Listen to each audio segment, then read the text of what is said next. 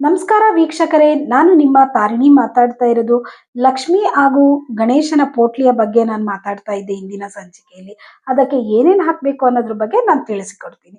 ನೋಡಿ, ಮೊದಲನೆಯದಾಗಿ ಒಂದು ಕೆಂಪು ವಸ್ತ್ರವನ್ನ ತಗೊಳ್ಳಿ.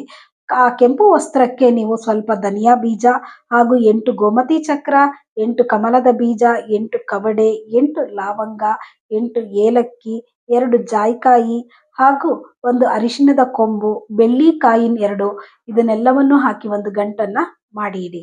ಇದನ್ನ ಪೂಜಾ ಸಮಯದಲ್ಲಿ 108 ಬಾರಿ ಲಕ್ಷ್ಮಿಯ ಅಷ್ಟೋತ್ತರವನ್ನು ಹೇಳಿ ಇದನ್ನ ನಿಮ್ಮ ಬೀರುವಿನಲ್ಲಿ ಇಡೋದ್ರಿಂದ ತುಂಬಾ ಒಳ್ಳೆಯದಾಗುತ್ತದೆ. ಹಾಗೆ ಗಣೇಶನ ಪೋಟ್ಲಿಗೆ 9 ಖರ್ಜೂರ, 9 ಕಾಯಿನ್ ಹಾಗೂ ಸ್ವಲ್ಪ ಧನಿಯಾ ಬೀಜ ಇದನ್ನ ಹಾಕಿ ಗಣೇಶನಿಗೆ ಒಂದು ಪೋಟ್ಲಿಯನ್ನ ಮಾಡಿಡಿ.